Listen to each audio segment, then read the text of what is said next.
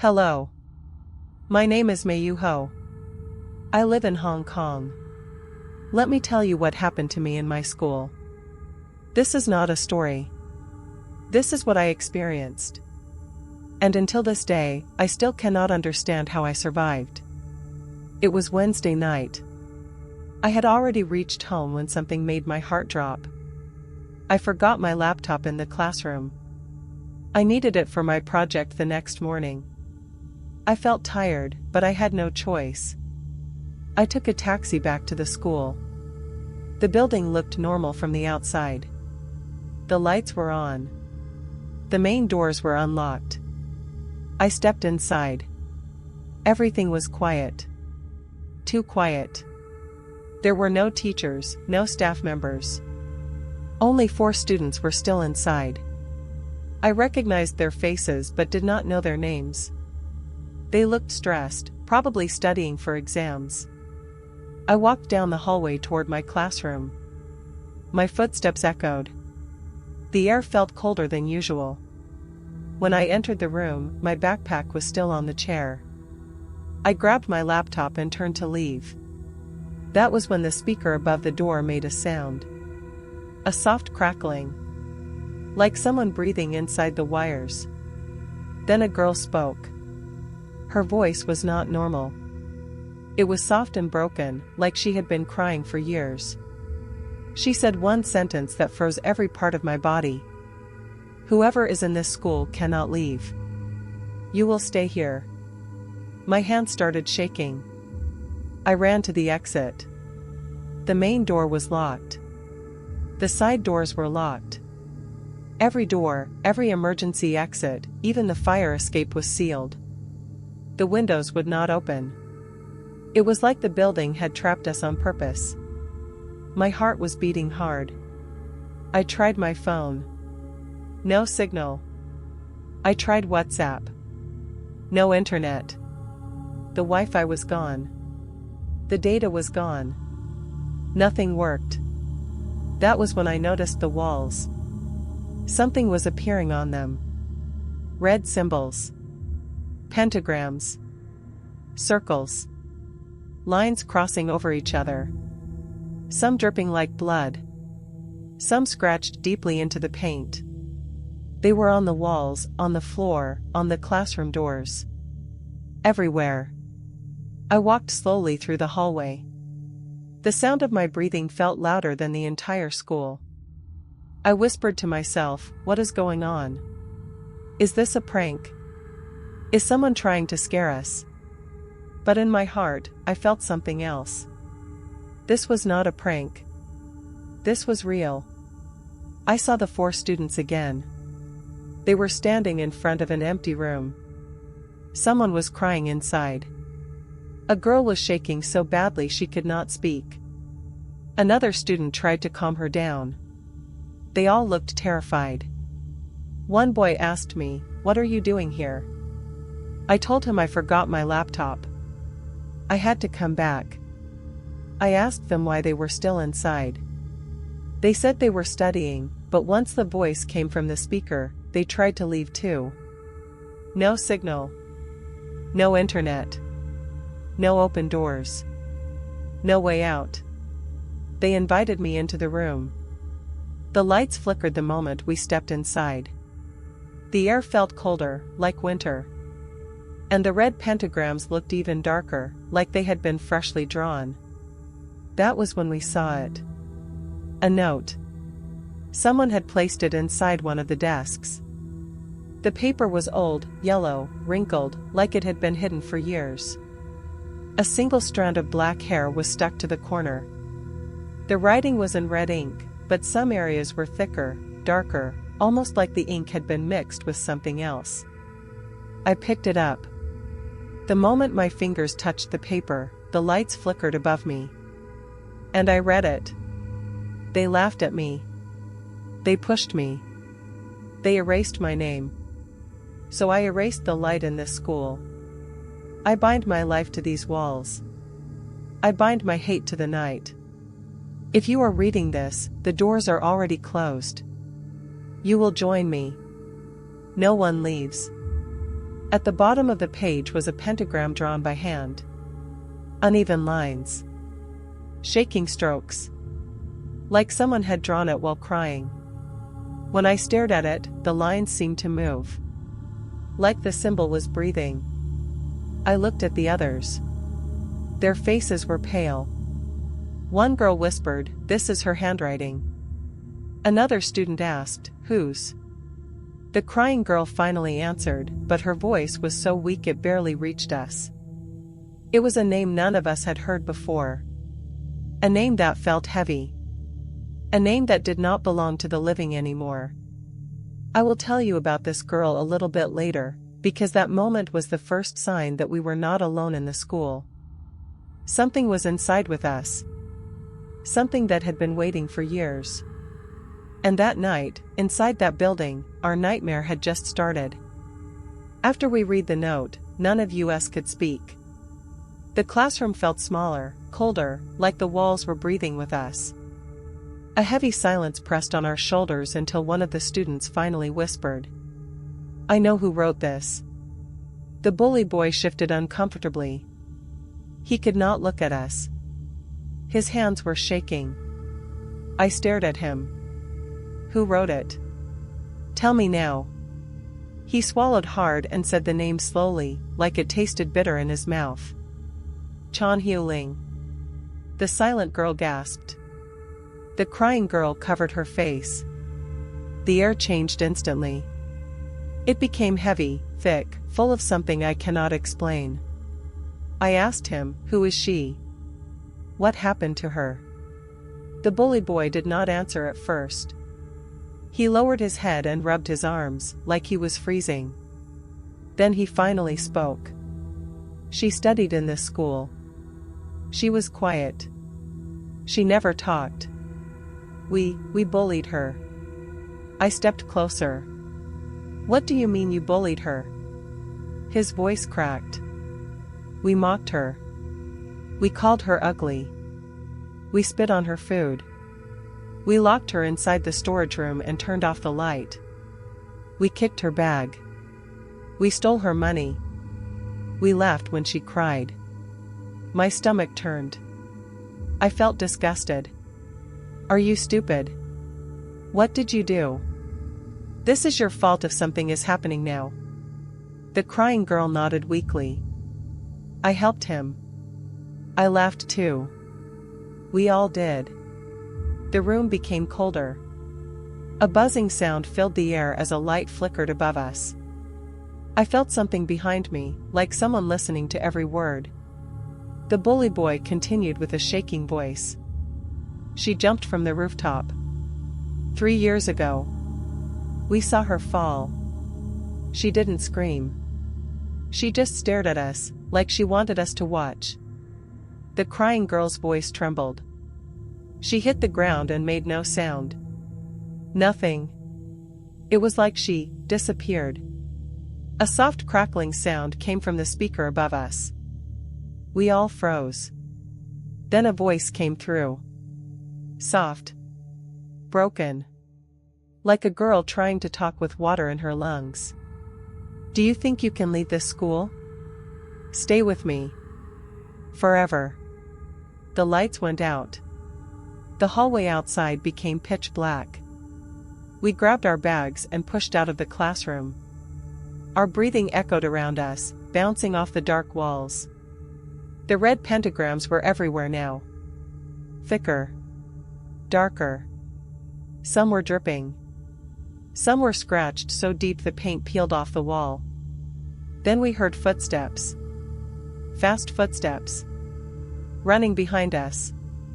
But when we turned around, no one was there. We ran up the stairs to the second floor. The stairway door was locked again. Only one classroom was open. Inside, the lights flickered weakly. There was a paper on the desk. A talisman. Old paper, yellow around the edges. The ink faded. A red pentagram drawn in the center, messy and uneven, like someone drew it while trembling. The bully boy opened it slowly. Inside, the symbols were even worse. Jagged lines. Dark stains. Words written like the writer was in a breakdown. All lights will die. All doors will close. All success will end. All who enter after night will stay with me. You cannot escape. Not in life. Not in dreams. The crying girl covered her mouth. She used to make these, she kept them in her bag. I felt sick. My phone still had no signal. No Wi-Fi. No data. Nothing. We were trapped. We sat together on the floor, exhausted. The fear inside the room was heavy, like something sitting on my chest.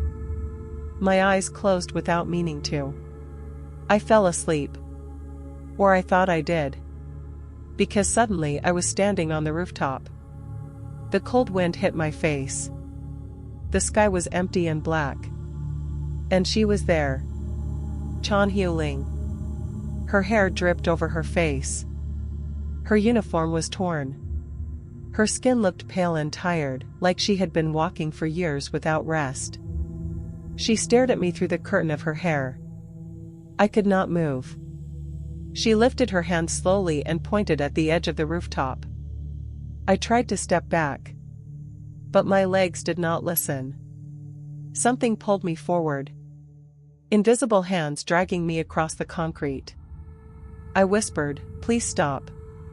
Her voice entered my mind. Cold. Empty. Come with me. My toes reached the edge. The ground below felt like a bottomless hole waiting to swallow me. Her head tilted slowly. Her mouth opened. "You belong to me." I fell. I screamed. Everything turned white. Then the rooftop vanished. I was back in the classroom. My head resting on my arms. My heart pounding so fast that I thought it would stop. The room was silent. The others were still sleeping on the floor. The window outside was completely dark. I checked my phone. 2:03 in the night. I looked around. That was when I realized it. The crying girl was gone. We did not waste time. I shook the silent girl and the bully boy awake. They both stared at the empty space on the floor where she should have been. She was right beside me, the silent girl whispered. I felt her breathing. How can she be gone? The boy's face turned white. The doors are locked. No one can walk out. So where is she? No one had an answer. We stepped into the hallway. The air was colder than before, sharp like winter rain. Lights buzzed weakly overhead. The red pentagrams on the walls looked darker, thicker. Some dripped like fresh paint. Some were carved so deep the plaster had cracked. We moved slowly, calling her name. Nothing. No reply. Only the feeling that someone was following us. On the stairs we heard it. A soft crying. A girl's voice. Far away but clear. Help me. The sound came from upstairs. We hurried up, but when we reached the landing, the crying slid away. Now it came from below. Then behind us. Then from the vents above our heads. It was like the school was moving her voice around, playing with us like toys. Empty rooms. Dark corners. Closed closets. She was nowhere. A beep echoed from the ground floor. The main doors unlocked. We ran down the stairs. Before we reached the entrance, the doors swung open and several police officers rushed inside. Behind them came two adults, breathless and desperate. The crying girl's parents. Her mother screamed her name again and again. Her father grabbed the bully boy by his shirt and slammed him against the wall. What did you do to my daughter? Tell me where she is. The boy shook his head violently. I did not do anything. I swear. I swear I did nothing. The police separated them. Officers spread through the hallway, flashlights cutting through the dark. Then one of them shouted, "I found a phone." We ran back upstairs. The crying girl's phone lay on the tiles, the screen cracked, the flashlight still on. A conversation was open. 2 messages from the bully boy. "I will find you. Stop crying before I make you stop." Her reply was unfinished. "She is here, she is Wa." Her mother collapsed. Her father tried to lunge at the boy again, but the officers held him back. One officer faced the boy. "This does not look good for you. You threatened her. You were the last to speak to her." Tears shook loose from his eyes. "I did not send those. I did not mean it. I swear I did nothing." They took him by the arms and guided him toward the exit. The lights flickered. The air grew heavy. The hallway fell silent. That was when I saw her. In the shadow behind the boy stood a girl. Long hair covered her face. Her uniform was torn and dirty. Her head tilted slowly to one side. Xuan-Yi. Her pale hand rested on the boy's shoulder. Her fingers curled softly, almost lovingly. A slow, broken smile crept across her lips. She looked at me through the curtain of her hair. Her mouth moved, but no sound came out. Inside my head, clear as breath against my ear, I heard her voice. One by one, my whole body turned cold. The front door slammed shut again. Officers outside shouted and hit the glass, but the locks clicked back into place. No one could enter. No one could leave. We were trapped again. The lights above us flickered red for 3 seconds. The entire hallway glowed like blood. Then came the footsteps. Above us, on the rooftop. Slow. Heavy. Dragging. Back and forth. Back and forth. As if someone had been pacing there for years. Waiting for us. That was when I understood. The crying girl was not just missing. She had been taken. And we were next. The footsteps on the rooftop grew louder. Slow. Heavy. Dragging across the cold concrete. We both knew who it was. Xuan-Yi was waiting. Outside, the police kept hitting the locked doors, shouting our names, but the school refused to let anyone in. The air inside felt thick, like something invisible pressed against our lungs. Only 2 of us were left. Me and the silent girl. She gripped my hand tightly, her fingers shaking. She never bullied anyone. She never hurt anyone. She did not deserve this. But in this cursed school, innocence meant nothing. We stepped into the hallway slowly. The red pentagrams on the walls were brighter now. Alive. Some of them pulsed like real hearts. Others crawled across the paint, as if drawn by fingers we could not see. Then we saw her. Xuan-Yi. Standing under the flickering hallway light. Her long wet hair covered most of her face. Her uniform torn. Her skin pale, empty, cold. She stood completely still, except for her head, which tilted slowly as she looked at us. The silent girl hid behind me. "Do not go near her," she whispered. "May you, please do not go." But my legs moved forward on their own. One step. Then another. Something inside me pulled me toward her. Gentle, but impossible to resist. "Stop. Please stop," I whispered, but my voice sounded weak, trapped in my throat. Xuan-Yi glided closer. Her feet barely touched the floor. Her hair shifted slightly, like it was breathing. She lifted her hand. Her cold fingers brushed my cheek. A chill cut through my entire body. My vision blurred. My knees shook. Then her voice slipped inside my mind. Not from her mouth. Not from the hallway. Inside me.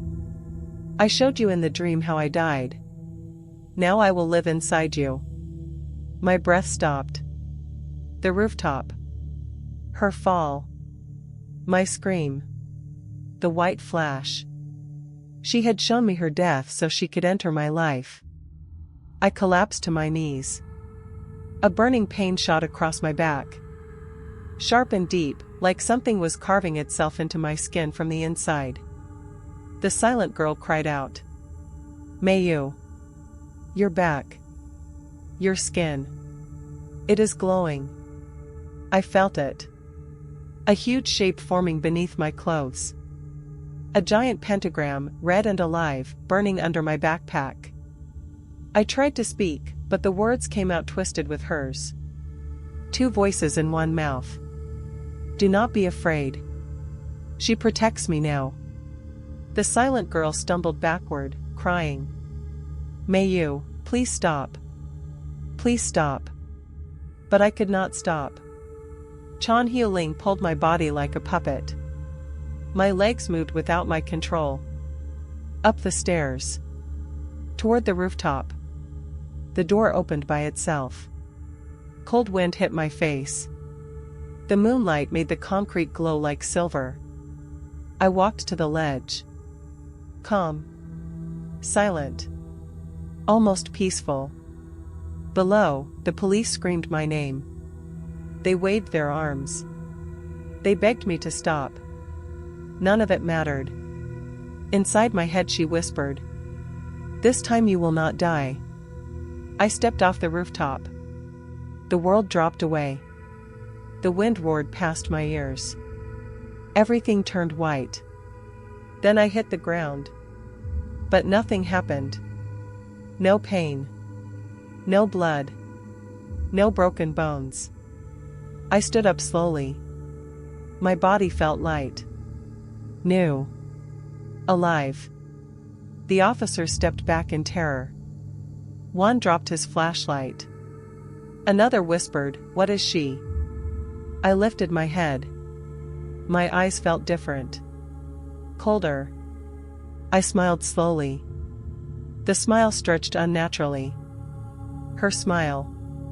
The pentagram on my back glowed bright red beneath my clothes, pulsing like a heartbeat. I walked past the officers. They called my name, but I did not stop. My feet moved on their own. My voice slipped out softly as I left the school grounds. Now I am free. I can have a life again. I looked at my hands. They trembled with a power that was not mine. I could feel her inside me. Breathing with me. Moving with me. Waking inside my bones. Sometimes I can control myself, I whispered. But not always. The pentagram burned warmly under my skin. A shield. A prison. A home for her. With this satanic mark, I am protected now. This ghost is inside me. She can protect me. I stepped onto the empty road.